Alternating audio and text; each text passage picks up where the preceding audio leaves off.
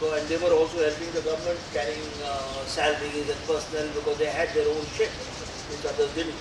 But that is all history now. 300 families of ex-servicemen were settled in Great Nicobar Island, and most of them, I'm told, the younger people are disappointed and have gone back. So whether it served a purpose or not, maybe at that time it did serve a purpose, but now there's a need for a new thinking on this.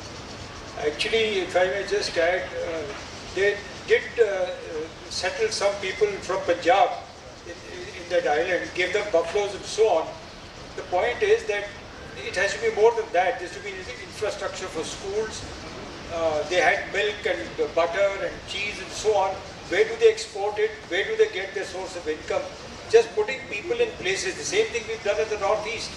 We settled Gurkha people there, but that's about it. So it needs a lot of infrastructure. Thank you, sir. Yes, sir.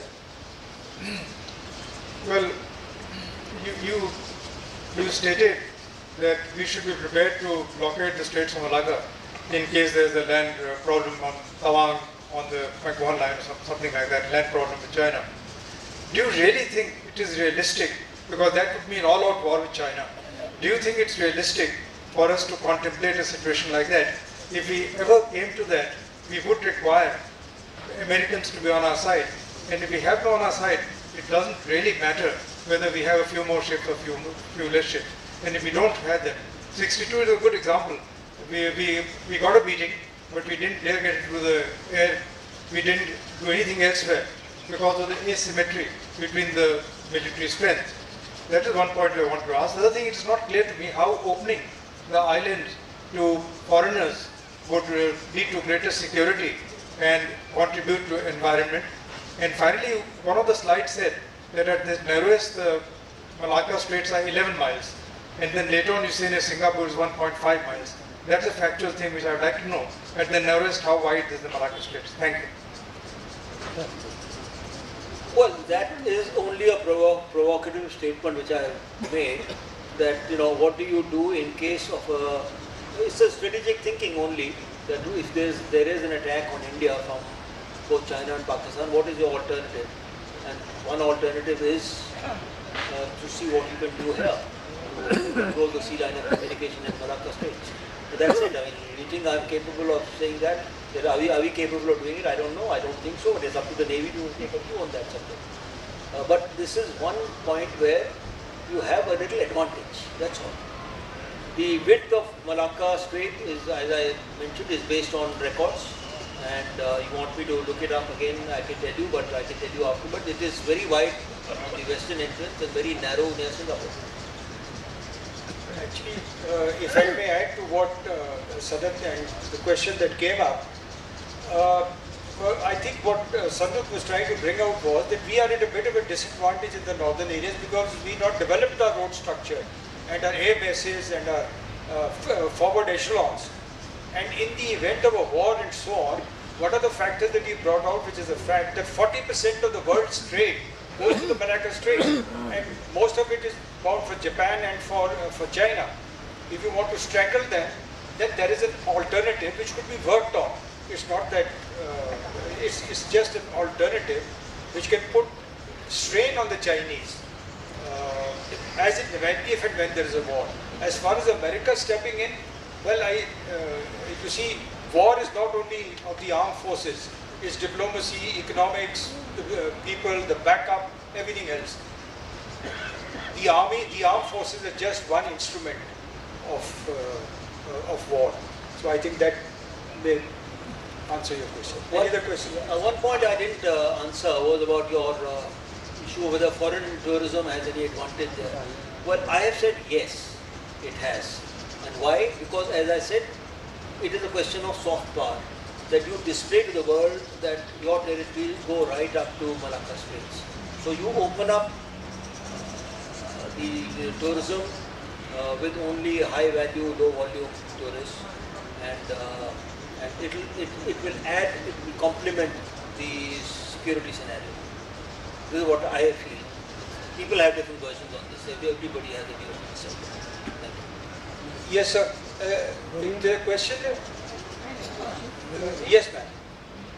My question is very tame after the previous one.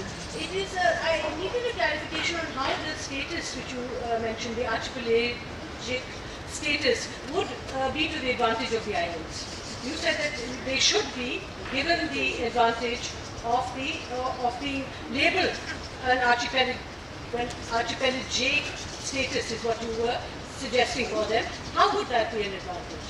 Oh yeah. Well, archipelagic status is something which, say between the Andaman and Nicobar island there is a 10-degree channel, and between say Indonesia and India and Great Nicobar Island there is a 6-degree channel.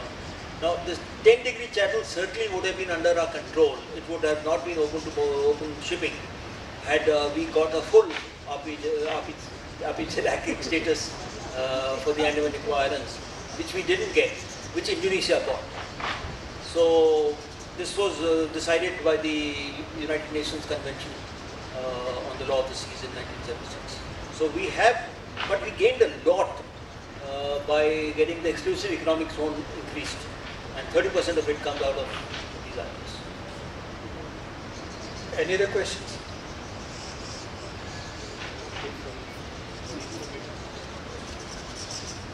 Yes, sir. Mine is not a question, it's just a comment. Somebody said psychological. Vietnam is the only country in the world which is not defeated by the Chinese. They attacked Vietnam 2 times. 1289, Daigang's time, they were dropped. Then again, 1979, the Chinese attacked the Vietnamese. They suffered almost the same casualty. Chinese suffered 29,000 deaths and Vietnamese 30, but they did not lose to the Chinese. So we are looking east, building up the Vietnamese. At the same time about Taiwan, it was no doubt a political failure, but wherever we had a good general, we did suffer minor, but we did not suffer humiliation. Now we are preparing properly and we should prepare more actively, and China will be scared to attack us with 2 advantages, Eastern Vietnam and this had preparation and a good leadership. Thank you. Any other questions? You see, some years ago we heard that there was a proposal to develop Port Blair as a free port, something like Hong Kong and Singapore. Now, I suppose that would have really given a lot of economic fill-up to the whole area. And of course, you know it better than I do, that economically that complete area is quite depressed. Yes, it was not Port Blair, but it was the Great Nicobar Island, which was considered as to be developed as a free port when Hong Kong's lease was finishing, and full reports were made on it, but government of India took no decision on it, so it never took place. And now, Sir, could you hold the mic, sir? Minister B.C. Shukla was minister, and Oberai's people came there when I was there about this very fact about opening of the island for tourism and this thing, and they did not find it suitable enough. I don't know the reason further beyond that, but we discussed this very thing over there. If you stay there for some time, you know what are the potentials of being like and what. This not, you can't not do this snorkel diving or other thing. This is invested with sharks and other very badly. That sea is not that suitable. The beaches are not suitable for this. That's what they came to the conclusion. no, the advantage of Great Nicobar is it has fresh water, a lot of fresh water, and land is it's a big island. So there are 2 or 3 rivers there. No fresh water in that island. No, there are rivers there, rivers. Which river? Galicia River. Galicia River, there is no very little water in that. There's a marine park. Now it's a marine park and biodiversity.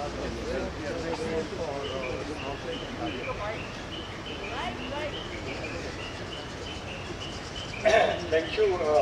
Very interesting talk, and at least we are a little more educated on what is taking place. 1 or 2 interesting facts I want to bring out. One is Mrs. Roy here? Mrs. Roy? Yeah, could you please stand up, Mrs. Roy, and be counted? She was born on the Andaman and Nicobar Islands. Born on Ross Island. Yes, she was born on Ross Island. Give her a big hand. We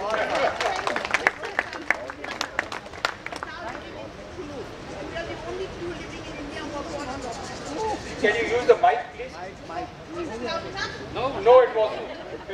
Well, two of us were born in Ross Island. I was born in 1937. He was born in 1941. Yay! And we are entitled to 2 acres of land each which we haven't got yet. And now has a sister who was also born in athlete on India. Thank you. I'm a father. And the second interesting point about the Andaman and Nicobar Islands is, as I had mentioned earlier, the Japanese had come and occupied it during the Second World War. And one has to go and see those bunkers that they had made. The cement is so strong, it's stronger than what our PWD makes now. The bunkers are still intact. Yes, please. The Japanese had done in the 30s, under the guise of fishing boats, they had done a thorough survey of all the islands in that area, and they knew where each and every British establishment was located. And when they walked in, like they walked into Singapore from Doha, now we could not see the sea. The British, we were taken by surprise. Thank But you. they knew the whole area. Then the other thing I did want to mention was that there are tribes there, the Onge, the Jaravas and so on. And as Sanat very nicely brought out, we have this benign neglect, let them be as they are. And the same thing applies to the tribes in the northeast, the Wangchus and the Koniaks and so on. The fact of the matter is, you would be surprised when you go there and see what the ground situation is. These tribes want to get onto the mainstream. They want to get educated. They want to get jobs. So I do not know whether we are following the right pattern and system or not. And as far as development is concerned, I think a way has to be found out, because you cannot leave these islands on their own. And as very rightly brought out by Sanat, there's a degree of criminal activity going on there. Some people have gone and occupied, there are smuggling going on, all kinds of characters are roaming around there. So why not develop some of the islands within the corners given by the Supreme Court and really do something which is worth doing. And just as a small example, these are just my own personal views. Every second day we are having a fight with the Sri Lankans on the Tamil fishermen, and they get hold of them and put them into jail and so on. All you have to do is start deep sea fishing in your own economic zones.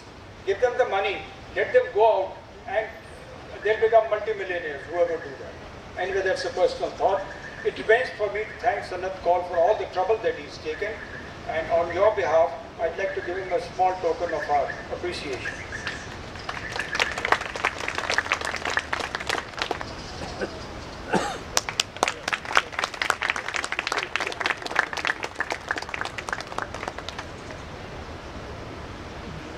Thank you, ladies and gentlemen. Thank you. Thank you, ma'am.